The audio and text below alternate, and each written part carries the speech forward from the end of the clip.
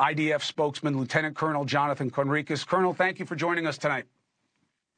Thank you, Chris, for having me.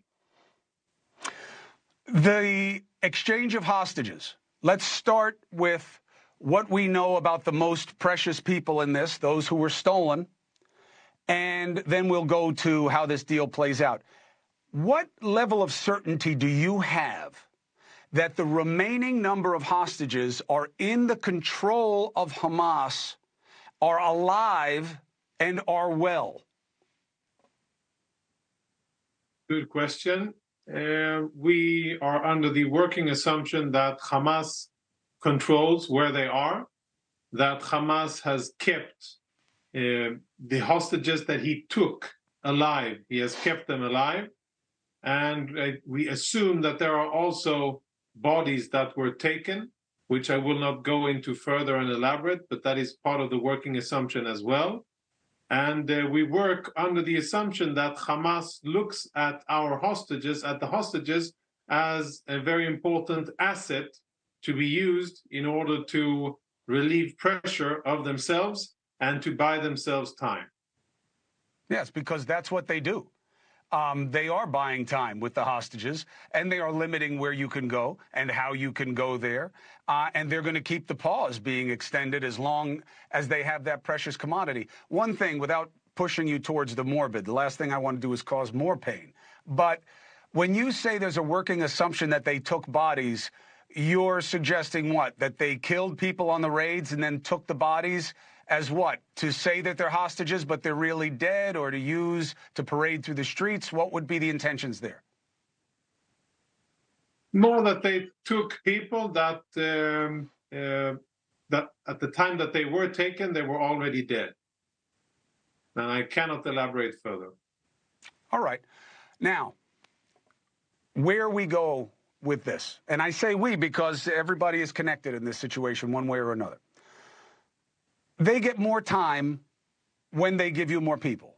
But if you play it out this way, even if you're pleasing your critics in other parts of the world because there's less bombing, aren't they using this time to hide, prepare, get ready for a next wave of attack, get more bombs, more equipment?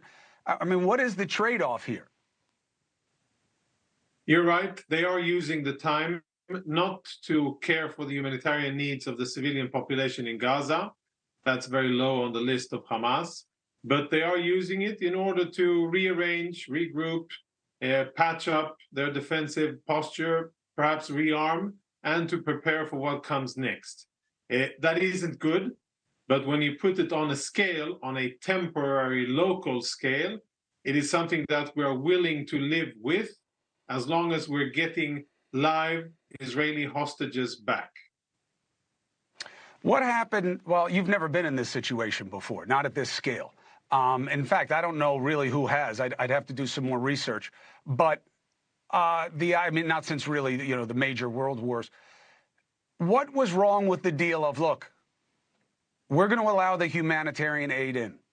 You're going to give us back all the hostages, or we will not stop any bombing. We'll let aid come in because you're lying about us and we're not keeping people from getting to the aid zone. That's what the UN resolution was. Russia and America didn't vote on it, but it was all of the hostages without condition. Why did you move off of that?